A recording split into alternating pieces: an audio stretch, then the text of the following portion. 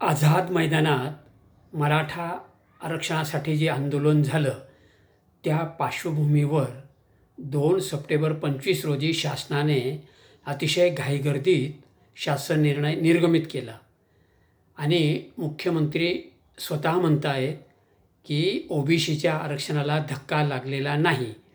मात्र छगन भुजबळ, लक्ष्मण हाके आणि इतर जी काही मंडळी आहेत ओबीसींमधली, त्यांचं स्पष्ट मत आहे की आरक्षणाला धक्का लागलेला आहे, ओबीसींच्या वाटेकरी कोणीतरी झालेले आहेत.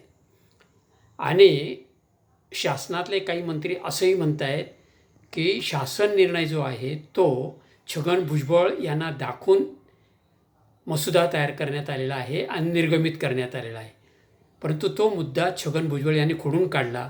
त्यांनी स्पष्ट असं सांगितलं आहे की शासन निर्णय 1 तासात 2 निघालेले आहेत.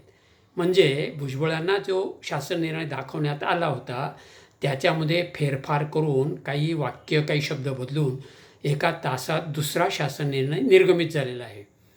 आणि याला कारण असं आहे, हा जो घाईगर्दीत दुसरा GR काढण्यात आला, शासन निर्णय काढण्यात आला, तो म्हणजे मंत्रिमंडळाची जी उपसमिती नेमण्यात आलेली आहे राधाकृष्ण विखे पाटील यांच्या अध्यक्षतेखाली, त्यांना मंत्रिमंडळाचे अधिकार दिल्यामुळे त्यांनी त्यांच्या अखत्यारीमध्ये शासन निर्णय जो भुजबळांना दाखवला होता तो बदललेला आहे असा अर्थ निघतो आहे.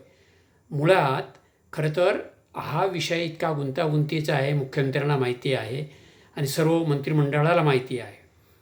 मग प्रत्येक विषय खरं तर मंत्रिमंडळासमोर आला पाहिजे. संपूर्ण मसुदा जो आहे तो प्रत्येक वेळेला सगळ्या मंत्र्यांच्या समोर मंजूर झाला पाहिजे. कारण याबाबत अतिशय संवेदनशील हा मुद्दा असल्यामुळे आणि अनेक आंदोलनं झालेली आहेत. शिवाय हा मुद्दा सर्वोच्च न्यायालयामध्ये आणि उच्च न्यायालयामध्ये सुद्धा याबाबतच्या काही कोर्ट केसेस चालू आहेत. आणि हे मुख्यमंत्र्यांना माहिती असूनसुद्धा अशा प्रकारचे जे काही निर्णय झालेले आहेत ते निर्णय कुठेतरी अयोग्य वाटायला लागलेले आहेत आणि म्हणून दोन्ही बाजूला अशांतता निर्माण झालेली आहे. मित्रांनो, मला जे सुचलं ते इथे मांडलेलं आहे. डॉक्टर HM खैरनार चिंतन आणि मंथन यूट्यूब चॅनलला लाईक, शेअर, सबस्क्राईब करा, पुढे पाठवून द्या. जय हिंद, जय महाराष्ट्र.